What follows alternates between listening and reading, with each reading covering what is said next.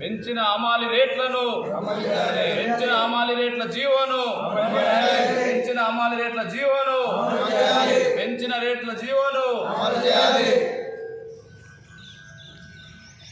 గతంలో బీఆర్ఎస్ ప్రభుత్వము ఎలాంటి సమ్మె చేసినా ఏది చేసినా సమస్యలు పరిష్కరించే పరిస్థితి దిశగా అడుగులు వేయలేదనే ఆలోచనతో సబ్బండ వర్గాలు అమాలీలు ఈరోజు బీఆర్ఎస్ పార్టీని ఓడించి కాంగ్రెస్ పార్టీని గెలిపిస్తే గత 6 నెలల క్రితం ముఖ్యమంత్రి గారు 26 రూపాయలు ఉన్నటువంటి క్వింటాల్కు ఉన్న 26 రూపాయలు ఉన్నటువంటి ధరలను 3 రూపాయలు ప్రతి సంవత్సరం వీళ్ళ పెంచే భాగంగా 3 రూపాయలు పెంచుతున్నట్టు జీవోను అమలు చేయడం జరిగింది 6 నెలల క్రితం. కానీ ఇప్పటి వరకు గత 6 నెలలుగా ఇంకా జీవో అమలైతే ఎక్కడైతే అయిందో కానీ ధరలు మాత్రం వీళ్ళకు మళ్ళీ పాత రేట్లు వస్తున్నాయి. కాబట్టి మాకు పెంచిన 3 రూపాయల ఛార్జీని కలిపి 29 రూపాయల క్వింటాల్కు మాకు ఇవ్వాలని చెప్పనేసి ఈరోజు ఎన్నోసార్లు ప్రభుత్వ అధికారులకు విన్నవించినా ఇలా పట్టించుకోకపోవడంతో